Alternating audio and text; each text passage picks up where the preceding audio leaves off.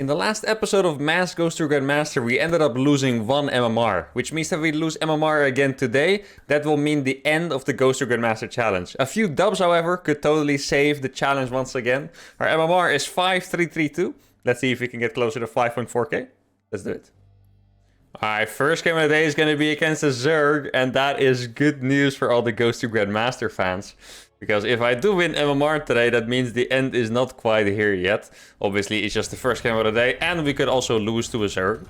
I wonder if someone of you guys know how much of a win streak we're on in TVZ, because I feel like there must be a decent win streak. I know we did lose against someone called Stranik, who had the really good aggressive Lingbane Overseer aggression. But besides that, if you told me I was on like a 5 winning streak, or maybe if you don't count that game, maybe like 7 or 8 winning streak, I would actually believe it, against Zerg in particular. And against Protoss, we've probably been on like a 5 losing streak at some point, so that's completely opposite. Now we're playing against Pico, who, in all honesty, I've not heard of before, so I'm not aware of any kind of style. Now, how did we do in the last episode? Let's remember. I think in the last episode, obviously if you don't want spoilers, then check that one out first, right? But in the last episode, we went... I want to say 2-2. I feel like we went 1-2 against Protoss players, and we followed it up with one really nice win against Zerg. And that was actually a pretty sick game, because I remember I launched like 4 nukes. Or, well, I launched more nukes over the course of the game, but I launched 4 nukes initially, and they all got like 30 kills or something. Now, that is not something you can say every single game, so that was definitely a blessing. Now, we're playing on a pretty macro-heavy map here, Cosmic Sapphire, which makes it pretty likely we will actually get into a nice late game here for game number 1, which is cool.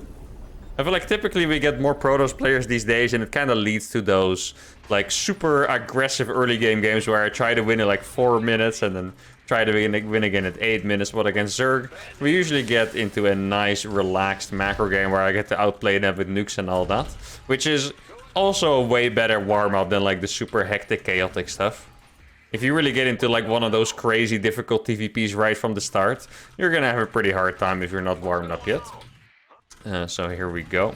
Now, actually, I checked my Raven to Grandmaster win rates recently, and they were super balanced, but I haven't actually checked the Ghost ones. And maybe I shouldn't check it, because that's probably gonna look a lot different. I can't imagine that my Ghost or Grandmaster win rates are gonna be very balanced. I feel like in this season we probably have at least 75% or 80 against Zerg, and it's probably very close to 50 against Protoss. Now I do actually remember this one thing, because we had a Protoss player that whined against us about smurfing or whatever, but in reality, when I checked my win rates, I quite literally had a negative win rate against Protoss, so if anything, he was in the advantage there, and that's why I thought it was funny. I do remember that. So that means my win rate against Protoss is probably negative, maybe like 45 or so. There we go, gonna kill that. Not gonna show him that I'm making my command center. Actually, I should probably keep an SCV out on the map. I don't want to ruin my saturation, though. My saturation looks really good like this, 16 out of 16. Don't want to accidentally, you know, make that 15. And I still have to make a depot. I'm gonna scout anyway. Let's go. It's a little bit too dangerous to not realize if he's making a third base. Because, I mean, there's not too much I can change about my build. But something that is very important that people don't talk about is just knowing something is coming puts you in the right mindset. Like, for example, it is one thing to feel completely safe and have my ghost out here. It's another thing completely to have my ghost out here waiting for roaches to snipe, you know. It sounds like it's just a mental thing, which I guess it is, but it makes a huge difference in the gameplay as well. So he is taking a third base, which means his link speed's probably not going to finish for another 20 seconds, which is very, very nice for us. I'm going to go ahead and start my third CC over here. Now, I think we're already in episode 32, guys. This is episode 32 of Ghost to GM. I do wonder. Actually, you guys can give me a prediction, because I'm curious. I do wonder how long you guys think this show is gonna go on for. Now, once again, if you guys don't remember what the rules are, since we have reached Grandmaster, what I decided to do was, as soon as we lose MMR 2 episodes in a row, we will end it and go for the grand finale. So if I lose more MMR today, then I win. Then the next 2 will be the grand finale, and that's it. So at least we're gonna have 34 episodes in total. Though it could technically go on to 50 episodes as well. If we keep going, you know, one day where we win MMR, one day where we lose MMR and stuff, it could also be 50 episodes. And I'm curious when you guys think it's gonna end. I feel like, especially because we got a Zerg now, I think there's a decent chance we survive today. So I think we might have like 36 or 38 episodes. Now, I don't want to get too confident, of course, because maybe I'll just die right here and it'll be 34. But I'm feeling relatively good about today. I'm actually going to make more command centers even right away. Kind of forgot that that is the whole thing to survive here. I was having a little bit too much fun talking to you guys. Even though you guys can't even hear me yet. So. I know, I'm a little bit crazy sometimes, guys. I should probably get my E-base up and running. Yeah, my E-base are a little bit late here. Obviously, I don't even really want to be making an orbital command. Like, scans are nice, but I need to survive more than anything, right? And let's get medevacs up as well, because I might as well make an SCV. You know, eBays actually don't take very long to build at all. So some things in the Terran arsenal take a disappointing amount of time to build, but eBay is actually one of the good ones. Like, eBays don't actually take that long, so that's nice. Take like 20, yeah, 25. Okay, I was gonna say 27, but it's 25, which is obviously very nice. Now, this is a bit scary. If he surrounds me, well, I don't have my PF up here yet. That could actually be a very scary moment. That's why I'm so hesitant here. Because, yeah, you could think there's just 10 links. I could go out on the map, but in reality, if I go out on the map here and he surrounds me, I could actually lose the game just like that. So I need to be super, super careful here. Actually gonna... Ooh, he fell back from that. That was actually pretty good timing for him. He could have actually denied it a little bit more. But I guess he was probably scared of the ghost. Now I'm gonna try to make another CC instantly. As you guys know by now, the legendary format, or how do you call it? Legendary build, I guess. Legendary strategy for these challenges is to go up to 5 CCs. The 5 base setup. Yeah, oh, my opponent doesn't actually have every gas. I feel like normally Zergs around this MMR are very, very gas heavy. So that is a little bit surprising. And I think we're about at the time when I can start making nukes. That's obviously why you guys are here. You guys want to highlight nukes against Zerg. I know you guys do. I don't even have a second barracks yet, but I think it's fine.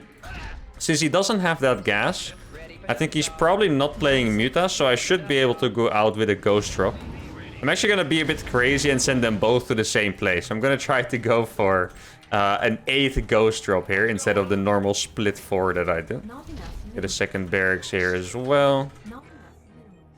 He does have, yeah, very good creep, of course. That was to be expected. At least we can get an armory here. I don't even know what he has, really. Let's see. It's just Ghost. There's no Overseer here. Oh my god, this is... Oh my, how many did he lose? Dude, Ghost actually killed him so absurdly fast, actually. It's incredible. I'm really surprised that there was no Overseer there. I mean, he's definitely known that I've had Ghost for a pretty long time now, so... that is kind of interesting. He is probably making Bailing. Oh, I'm so good. Look at this PF power, guys. Let's freaking go. What would I do without this PF? I can actually walk in here, too. Wait, look at it. Look at this little place I have here. That is actually insane. Probably gonna have to lift off at some point. See, I can't see all of the ghosts. Oh my god, look at these trades. What? Guys, nothing is dying here. No, I lost one. I spoke too soon. Guys, actually, nothing is dying in that choke. That is actually... How did that... How? He actually just ran away. He's like, yeah, screw this. I can't even kill these guys. This is tragic. And now I'm gonna get my triple nuke up. Now I'm actually gonna lift away. Oh my god, the efficiency on this drop was more than anything I could have imagined, to be fair. Like, I know ghosts are good against Zerglings. We've taken some insane trades before, but that was actually outrageous. He does have 1-1 on his link, so we have the same upgrades. Now, because I have this planetary in the back, I actually can just be out here without being afraid. That is super nice. So he could obviously add in some Banelings, and then it's a different story. Yeah, so he's gonna go for a lot of Banelings. If he busts this PF, I actually don't really care. Like, that's totally fine with me. I do need to get some snipes off for the beginning, though. Like that. That is what I need. And then, yeah, he's gonna kill that PF, but like, I actually just don't care about that. That is a lot of, well, Looking at my supply, it is actually lower than I expected, but still, I feel like it's not really worth it for him. Like, that was 20 banelings he used. Is it really that bad? Probably not, right? Now, let's find some ghosts with high energy. These all have high energy. I'm gonna send these out and try to get my triple nuke going. That's the plan. My economy is not as good as usual, of course, because of those banelings. Now, I know he has the base on the right side. I think he might also have that base already. Oh, no, he saw me. Okay, that's a little bit annoying. I'll just go for a relaxed double nuke. Yeah, so he does have the base in the top. He's gonna keep attacking me. That is typically a decent strategy. Oh, this one's gonna land 100%. He only sees that one, I believe. Yes, let's go. How many kills? 20! Fully wiped. That is awesome. Let's freaking go, guys. And now I know he has this base too, so I'll nuke that as well. Ooh. I need to be careful for this little force over here, though. I can probably get an insane trader, actually. Let's freaking go. That's beautiful. And the nuke is gonna land because he's distracted. Yes, guys. Oh, he's too late. Another 14 kills added. Let's freaking go. Okay. I'm just waiting. Oh, there's the banelings. Crap. Ooh, that is a lot of units he has, guys. I have to admit. That is definitely a lot of units. Maybe I can snipe enough. There we go. Okay. Oh, this is actually gonna look like a good trade. So, I don't know how this became good. I feel like he was just too hesitant there, which is very surprised. That looked like it was gonna be terrible for me, in all honesty, but I guess we're gonna get out relatively undamaged. I mean, I can't really say that because I lost a bunch of bases and stuff, but that's why I said relatively, right? Now, one thing that sucks here is that I never clear this creep. I also don't have that many SCVs. I do think the strategy my opponent is going for is one of the best possible strategies against this, for sure. But as long as I stabilize, as long as I don't lose my ghost count, I want to say, I'm gonna be good. Because at some point, I'll just have too many units. Let's see. So he's taking that base too. Okay. I'm gonna nuke this. And oh, I can actually nuke this from the high. That is such a sick spot. Holy crap. Look at that nuke from the high ground. I'm so surprised he doesn't have spores, by the way. Like, I feel like spores is the first thing everyone makes. I feel like there's no way he's gonna see the one in his natural. Oh, he did see it. But too late. Let's go. 27 kills and 16 kills. Another beautiful set of nukes. Let's freaking go. I did see a corruptor there, I believe. That is slightly surprising, I have to say. I'm not sure what we're making a corruptor for at this point. I mean, I guess hunting down. Wait, another. Oh, that didn't land on the drones. Wait, so he did have drones there. Maybe the kills I had earlier, I already had them, or maybe they were Zerglings or something. I feel like I know Zerg makes drones really fast, but somehow I doubt that. If my nuke gets 16 drone kills, that he's instantly, you know, has them back. I mean, they can actually make drones that fast, but it's probably not quite what happened. Let's see. Get the snipes on those. This PF is actually doing really well here. This PF is winning me this trade. Yeah, look at the trades now, guys. As soon as the banelings are gone, you can actually just A-move with the freaking ghost. It's super nice. Now, I'm gonna keep these cloaked for now. I would like to have a double nuke. Ah, there we go. That's beautiful. And I'm actually gonna nuke this because it should be finished. And then... Oh, wait, this could be the best nuke of all time. Oh my god. Is he actually gonna fight? Oh my god, he's crazy. He fought that. This one... 35 kills on that ghost. And this one... Also gonna land. Oh, there's nothing there. Okay, watch this, guys. Watch this. The time is gonna be perfect on this. Oh, no, he ran away already. Crap. The timing's absolutely not gonna be perfect on this. I need to get out of here. Baileys are very good against these. I can tell you guys that much. We're gonna have to do some epic splits here. Nice for me that is kind of my specialty. Oh my, these guys are actually wiping the floor with everything he has. That is, once again, a crazy trade. Whew. I thought I might have made a few mistakes here. I thought I was a little bit too far out. I had 4 medevacs. I could have evacuated 16 ghosts. But still, the trade here was surprisingly really good. And I've said it so many times, but every time again. I mean, my supply was just really high here, right? I have 32. Yeah, okay. He actually didn't have that many Zerglings. He did actually have 3-3 perfectly in time for this fight. So even when they're a full set of upgrades down, the Ghosts just trade way too well. I mean, they still get 2 shots right. If you have them split, like, okay, in my head this was more Banelings. Looking at it now, that was totally understandable. The trade was good. In my head, that was going to be a lot more Banelings. But yeah, Ghosts just wipe out the links so fast. If you don't go together, all the links are going to be dead by the time the Banelings arrive. We killed 88 workers, which is not the highest amount we've ever killed, but obviously fantastic. And this was an amazing warm-up game. Let's move on to game number 2. Another Zerg. Ooh, a 5-5 Zerg our story. I think I know this guy.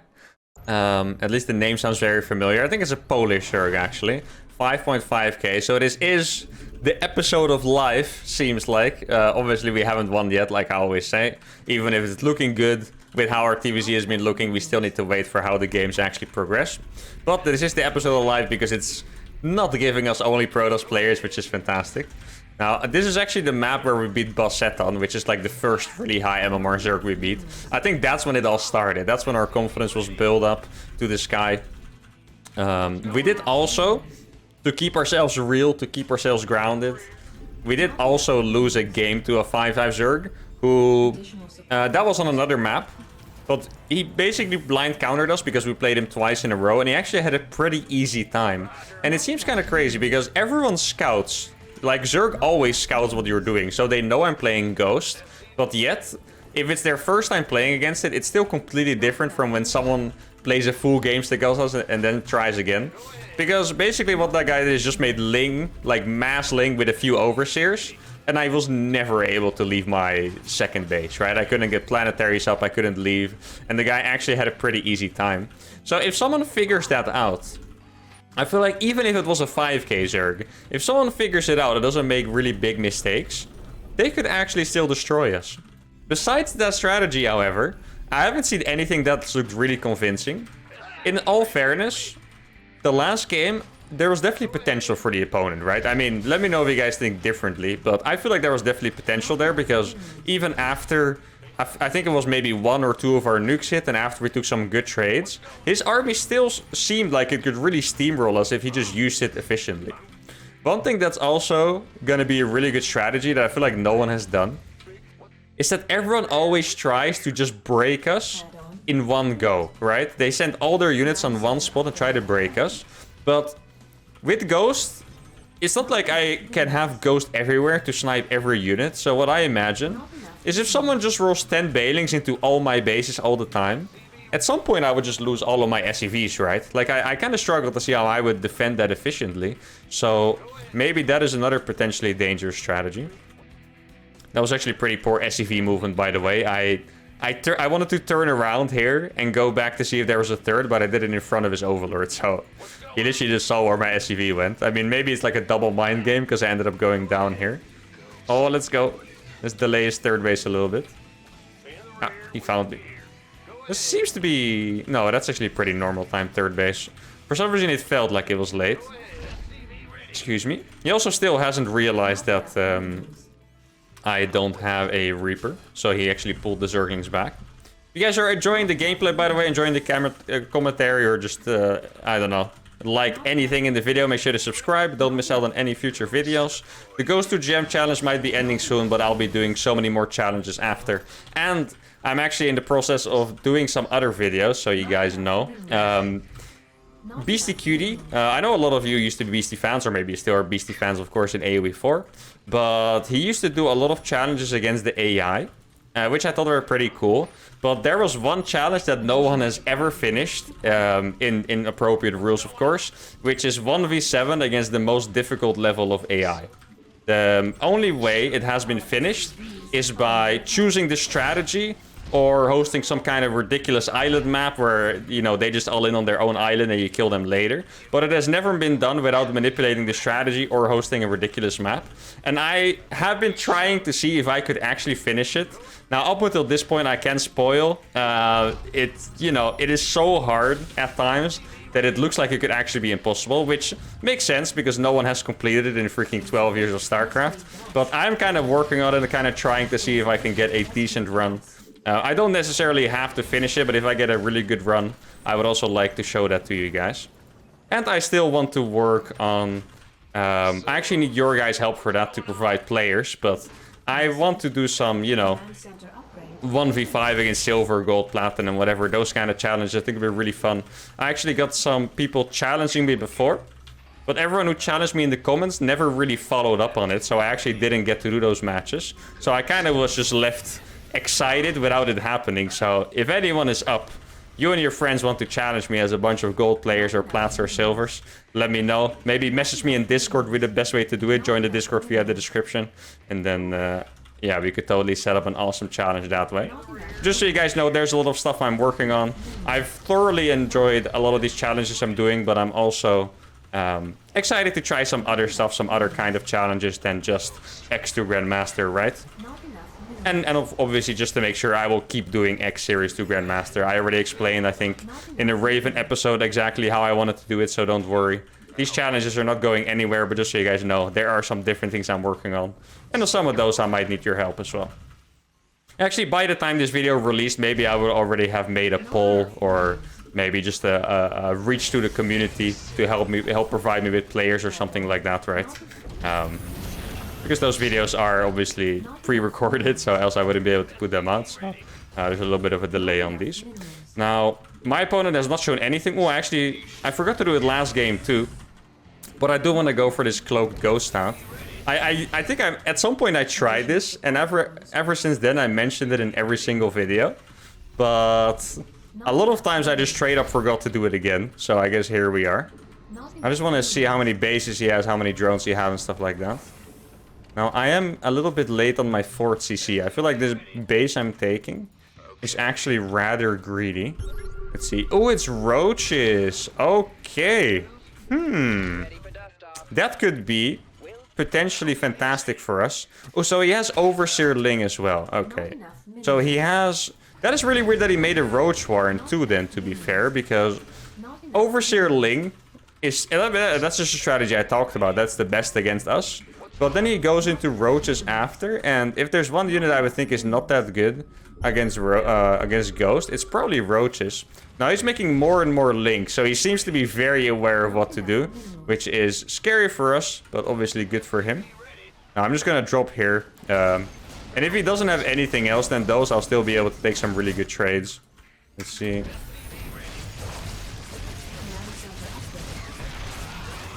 One of those, yeah. Okay, I saved it just in time. One of those was actually getting a little bit low. Don't really want to see that.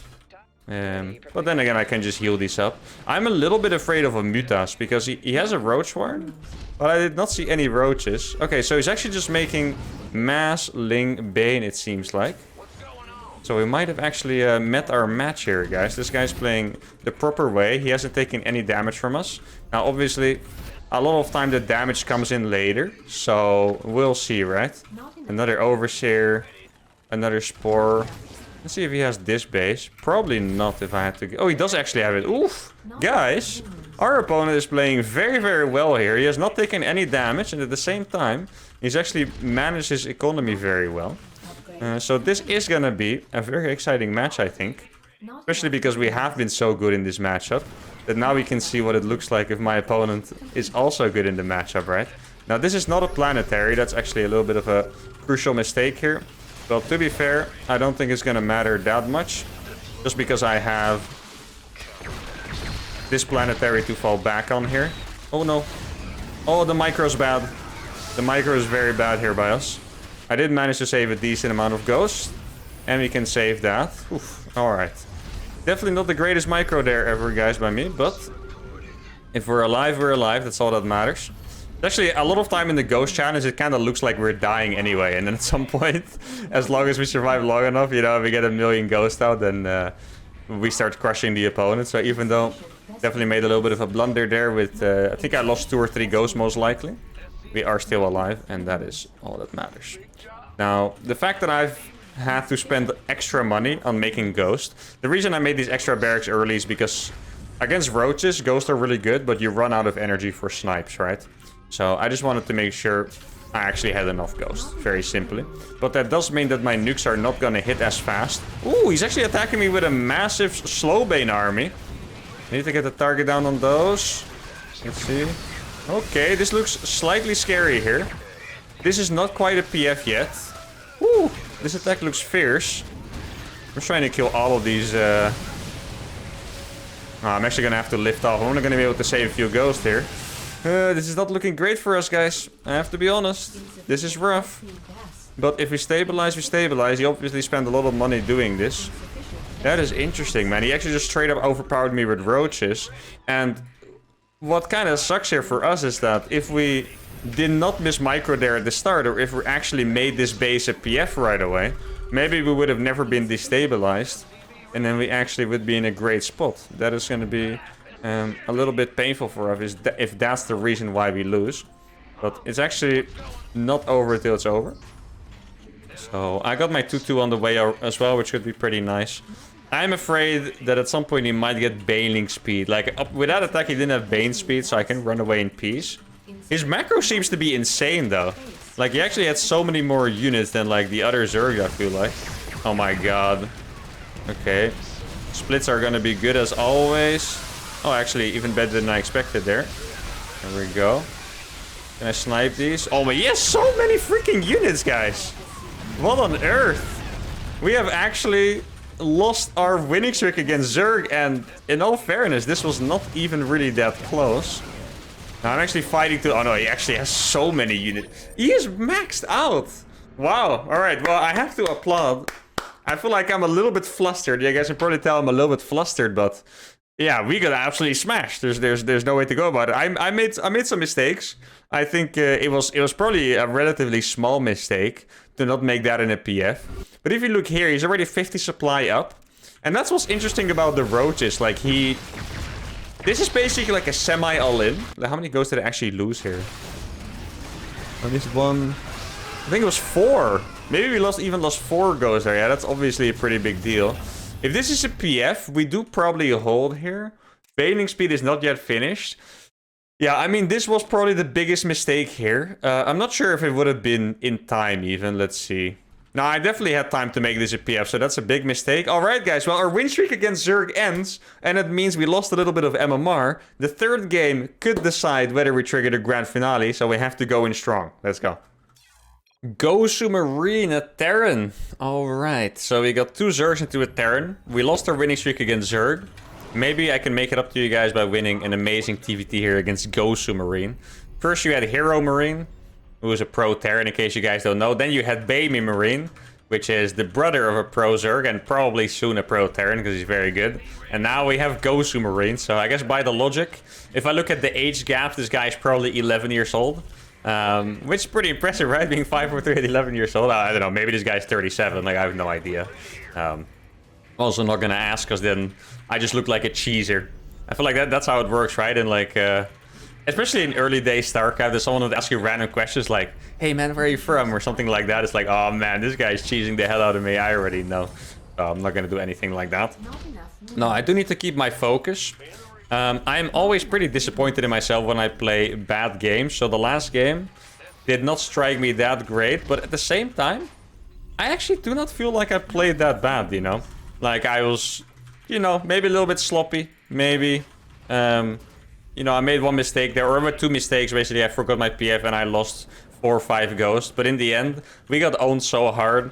I don't know if it would have mattered. I mostly credited last game to my opponent.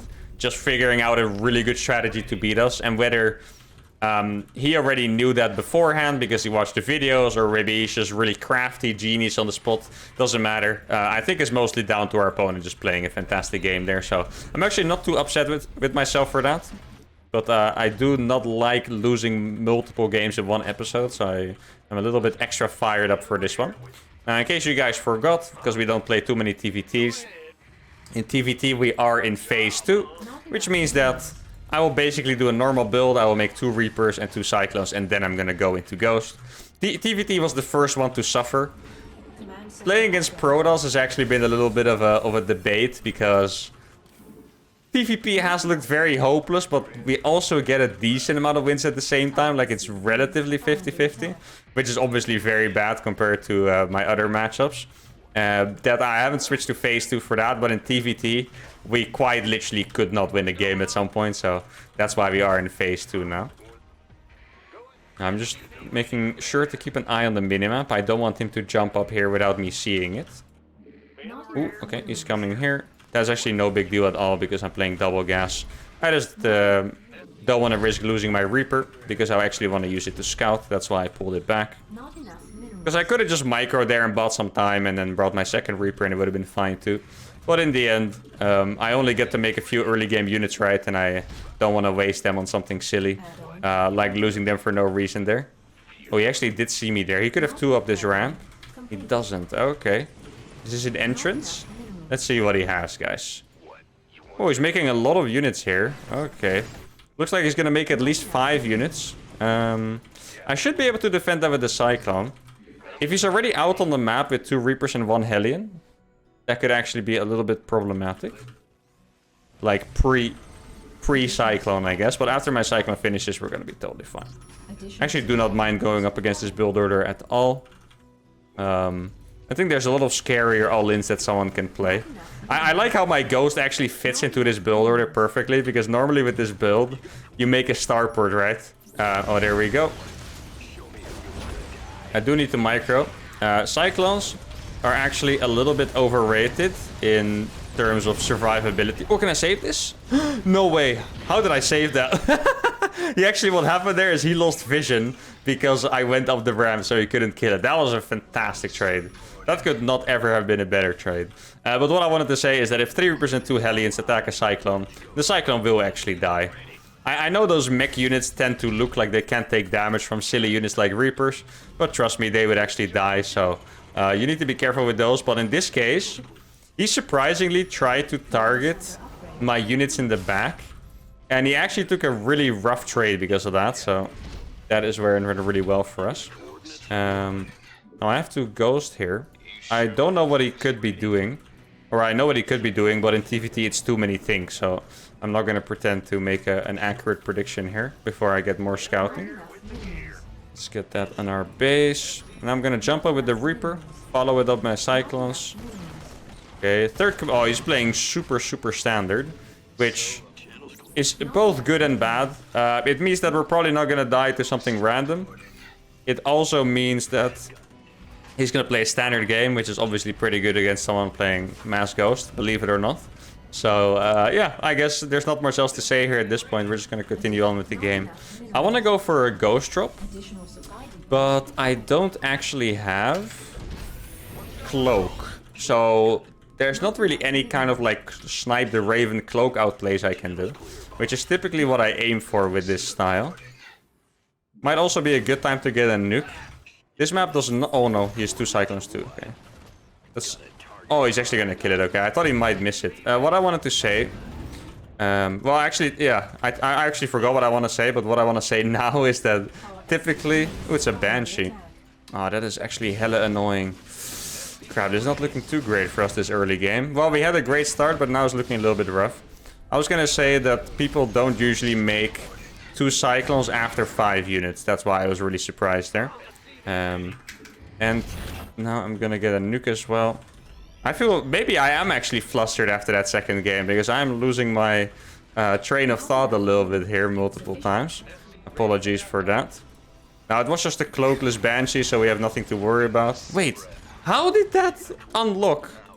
That is insane. Here we go. Gonna kill one now, that's really good. Wait, why is he still here? This guy actually crazy. He's gonna lose his Cyclone for that. Wait, is that not in range? Come here, dude. Oh no, he's actually gonna escape. No, he's not. Haha, he underestimated a micro. Let's go. Did I get my E-base yet? I did not. He probably has this base. Looks like he was a little bit slow on the macro, because he definitely could have had that base. I mean, if I have it playing Ghost Cyclone, then you can definitely have it playing a standard build order. Now, what my plan here is, guys, is to drop one Ghost in the base sneakily. Can I harass this? And then Nuke in... Oh no. Break. That was... Talk about perfectly positioned freaking Vikings. Like, they were literally right there. Oh, he's actually gonna fight this? The Ghost win this, by the way, just saying. Definitely... Oh yeah, he wants a Cyclone so bad, but Ghosts are actually really good against Marines. We've learned that over the course of these episodes. I feel like usually We just accept that ghosts are not going to trade very well. But in these episodes, they've actually been pretty insane. So you get some more damage done here now. And then hopefully... That's the big plan.